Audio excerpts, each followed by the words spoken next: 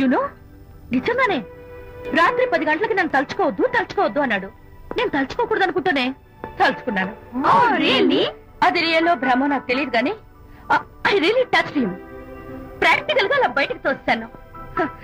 I'm totally confused. అయ్యో నేను చెప్పి చూడండి, అతను వస్తున్నాడే.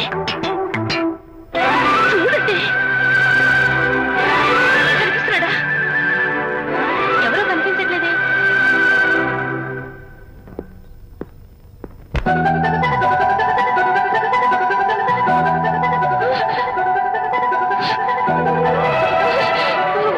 అయ్యో నాకు కనపడుతున్నాడు, మీకు కనపడటం లేదంటే అయితే నేను మళ్ళీ భ్రమలో పడ్డంటే. నా పక్కనే కూర్చున్నాడు చూడండి. నాకు కనపడుతున్నాడు, మీకెందుకే కనపడటం లేదు? నేను ముట్టున్నాను చూడండి కనిపిస్తున్నాడు తల్లి. వాళ్ళకి కనిపిస్తున్నానంట. చెప్పానా నన్ను తలుచుకోవద్దు, డేంజర్ అని. తలుచుకున్నా వచ్చేసాను. ఫేస్ రీడింగ్ చెప్తారననే. ఆహా అయితే నా మనసులో ఏముందో చెప్పగలరా సార్ మీరు?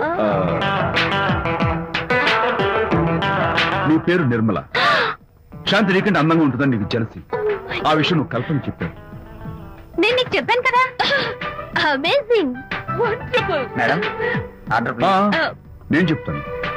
పావ్ బాజీ, వెజ్ బర్గర్ అందరికీ అవే తీసుకురా. ఈవేళ మీరు పావ్ బాజీ, వెజ్ బర్గర్ అందరికి ఇప్పిద్దాం అనుకుంటారు కదా.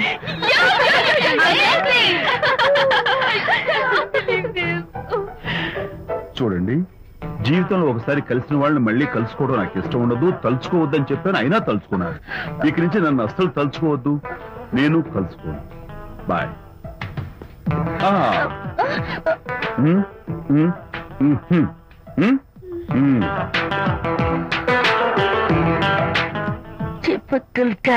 వారిలో ప్రధాన పాత్రధారుడు. గాంధీని హత్య చేసిన వ్యక్తిగా ఆయన ప్రసిద్ధి పొందారు.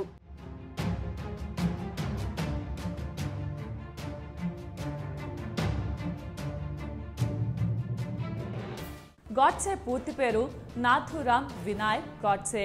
ఇతను 1910 మే 19వ తేదీన పూణే జిల్లాలో బారామతి పట్టణంలో జన్మించాడు. ఇతని తండ్రి పేరు వినాయక్ వామన్ రావు గాడ్సే.